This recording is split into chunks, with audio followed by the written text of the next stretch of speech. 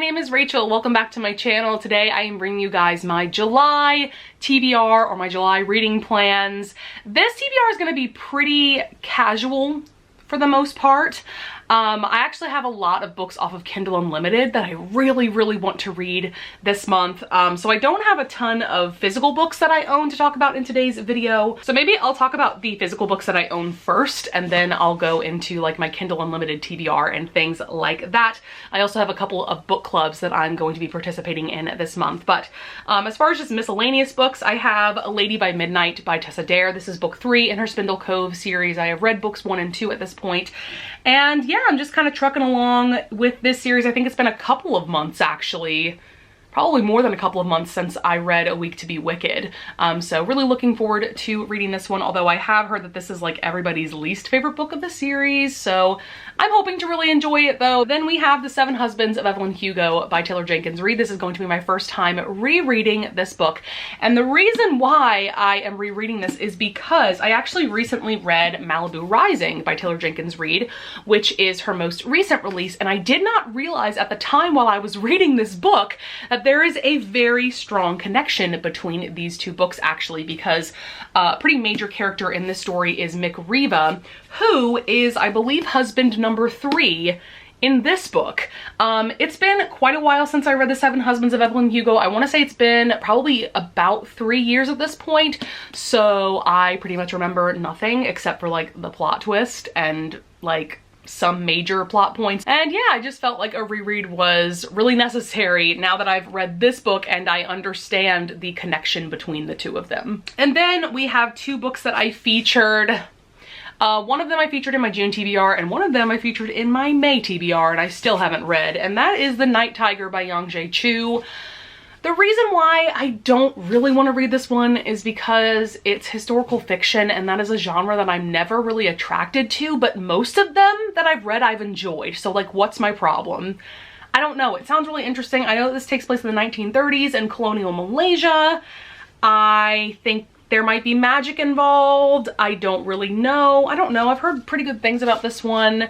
And, you know, I have the physical book. I bought the physical book, so I need to read it, you know? And then the other book, this was featured in my June TBR, is The Dragon Republic by R.F. Kuang. This is book 2 in the Poppy War. The reason why I want to read this as soon as possible is because I read the Poppy War in May, and I don't want to wait too long to read this one because I'm afraid I'm going to forget everything that happened in the first book. But if I have to read a recap before going into this one, then I'll read a recap. Like, it's not that big of a deal. All right, so that is it for all of the physical books that I own. So I'm gonna get into a couple of books that I want to read for book clubs. The first one is Flowers from the Storm by Laura Kinsale.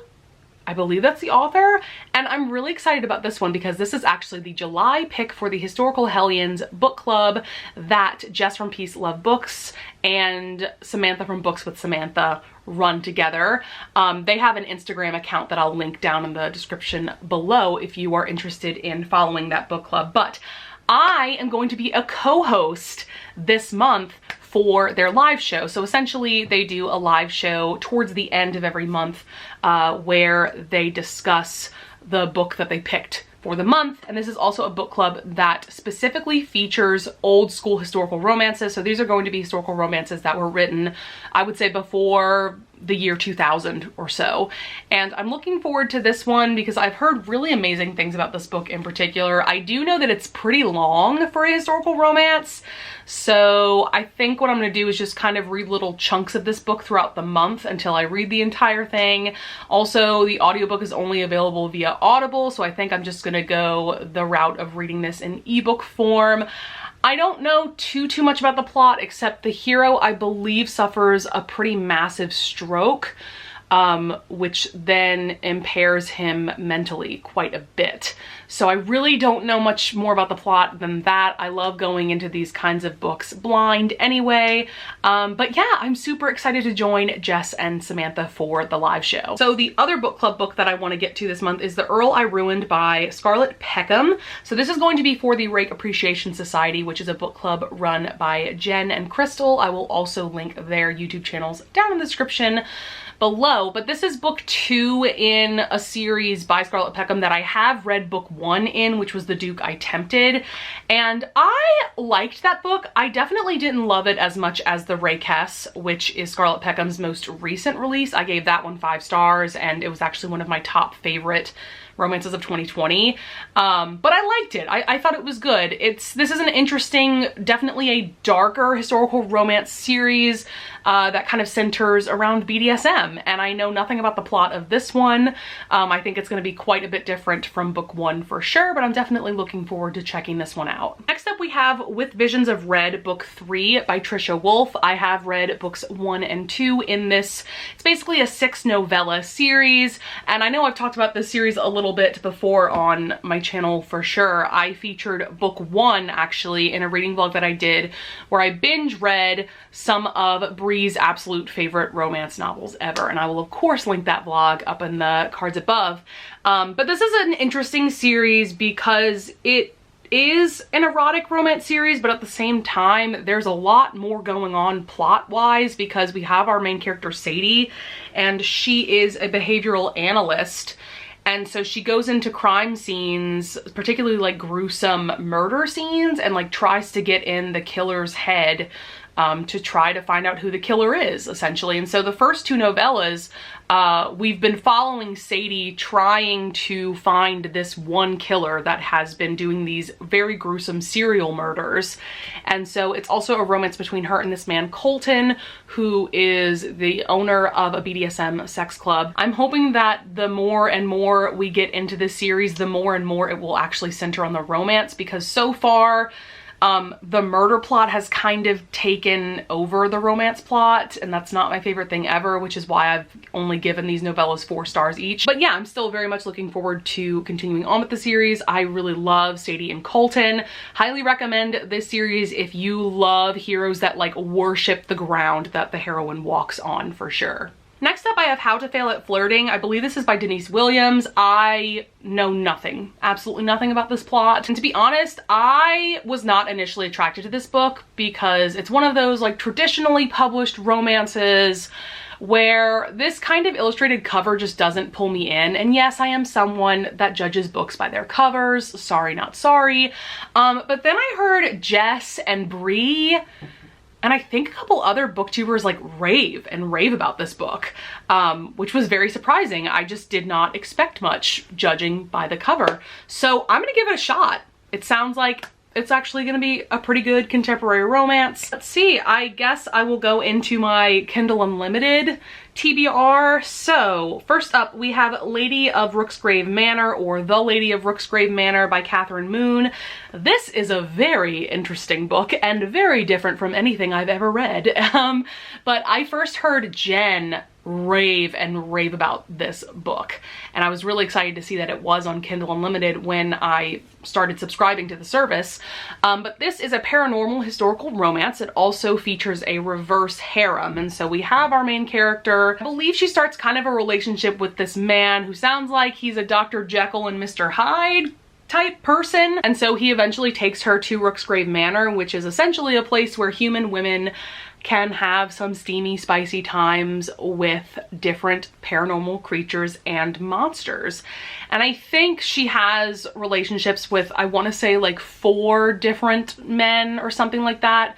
I believe like one of them's a ghost, one of them's a vampire. I don't know, there's different creatures going on, and I've just heard nothing but phenomenal things from the people that I follow that have read this one. So it sounds really good. I might even try to squeeze this in the Historical Romance Readathon, which is going on today, the day that I'm filming this actually, because today is Monday, June 28th. So I might try to squeeze this in because it is technically a historical romance, but we'll just see. I'm looking forward to it nonetheless. Next we have Porn Star by Laura Lynn Page and Sierra Simone. This is a book that has been on my radar for quite some time because the plot of it basically reminds me of The Roommate by Rosie Danon, which is a book that I loved in 2020. It didn't quite make my top 10 romances, but I really loved it.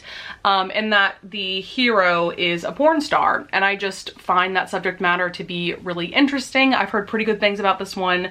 Like I said, this is on Kindle Unlimited, and because I downloaded the Kindle ebook off of Kindle Unlimited, the Audible audiobook was only like $1.99, so you can bet that I picked up that audiobook. Next we have Worship by Jack Harbin. So Jack Harbin is an author that I've actually read one of his novellas quite recently, which was his Beauty. And from what I understand, he's an author that writes very different books. Like all of his books are very different from one another. And so this one is a novella. It sounds like this is kind of a friends to lovers romance where the hero and heroine meet at their high school reunion. And it's called Worship because the hero has been in love with the heroine for a very, very long time. And it sounds like it's going to be really good. I really enjoyed the novella that I have read from Jack Harbin, and I've heard great things about his other works as well. So really looking forward to this one. Then we have Rush by Candy Steiner. This is book 1 in her Palm South University series. And I really want to read this because it sounds like this is the perfect series to read during the summer. It is a romance series, but I've heard that it also kind of reads like a reality TV show or like a, I don't know, almost like a teen soap opera kind of TV show, which sounds really interesting to me. So really looking forward to that one. I have read a couple of books by Candy Steiner and I have enjoyed them. So really looking forward to checking this one out. So next up we have Bottle Rocket by Erin McClellan. This is another romance novella. This is a part of her So Over the Holidays series, which I actually have read one of the novellas in this series, which was, I think it was called Stocking Stuffers, which was a Christmas themed novella. This one is themed around the 4th of July. So the plot of this one sounds really good. We have Rosie and this guy Leo, who was a bad boy who waltzed out of town and her life 13 years ago. And so when a business trip sends Leo back to his hometown, the last thing he expects is for his first love to hand him a list of scorching hot escapades and a deadline. He's happy to help Rosie discover her bossy side in the bedroom. That sounds really spicy. I really enjoyed Stocking Stuffers, which, like I said, was the other novella in this series that I've read, so I have a feeling that this one's gonna be good. Next up, we have Forget Me Not by QB Tyler. This is a marriage in trouble story that I've heard phenomenal things about, especially from Jess. And I think Riley also loved this one as well. The plot of this one's interesting and very angsty for sure. Basically, at the beginning of the novel, the hero cheated on the heroine and they're married, and so she wants to get a divorce. And then he gets in a really bad accident, which makes him have amnesia, and it sounds like he forgets the last couple of years of his life. And so when he wakes up, he thinks that they are still madly in love and he doesn't remember ever cheating on her. And so when she reveals to him the truth, he is just devastated. And things go on from there. Next we have Briarly. I do not know who the author is. I just wrote the title in my notes app, so that isn't helpful for anyone. But this one is interesting. It's another novella. I am just obsessed with reading romance novellas. I can't stop. But this one's interesting because it is a Beauty and the Beast retelling. It takes place during World War II and it is MM. I think I remember someone talking about the plot in that the Beast-like character wants to keep the other main character's daughter, but he's like, no, you're gonna keep me instead. And they end up falling in love. Like, that sounds absolutely fantastic. So really looking forward to that one. Then we have The Risk by S.T. Abbey, which sounds like stabby, which makes sense for what this series is. It's from the Mind F series. This is a series of 5 novellas. Each of them are just about 100 pages, and it's about a heroine who is a serial killer, and specifically she kills men that have done her wrong in some way, or I want to say that these are men that have also done really horrible crimes, and maybe to her or to someone she knows. I'm not really sure. So there's some kind of like justification for her killing these men. And I've just heard fantastic things about this one. Just like everybody else says, I hate these covers, but if the story inside is amazing, I don't care, you know? I know that Jess in particular has adored this series, so really looking forward to that one. And then I'm just gonna mention Jessa Kane. You guys know that I have been on a serious Jessica Cain kick lately. If you don't know who Jessica Cain is, she writes romance novellas, specifically like contemporary romance novellas, and I can't stop reading them. They are so addictive, so steamy, so hot, but also there's taboo elements as well. Yeah, I can't stop. So I have a feeling I'm probably gonna end up reading like at least four more of her novellas in July, because so far in June I think I've read like maybe 5, maybe more than that of her novellas. Like I just can't stop. So yeah, with that being said, that's actually going to be it for this July TBR. I would love it if you would leave a comment down below if you want to discuss any of the books that you want to read in July, or if you want to discuss any of the books that I brought up in this video. I always love talking to you guys in the comments, and yeah, I would love it if you would leave a like and subscribe, and I thank you so much in advance if you do, and I will see you guys in the next video. Bye!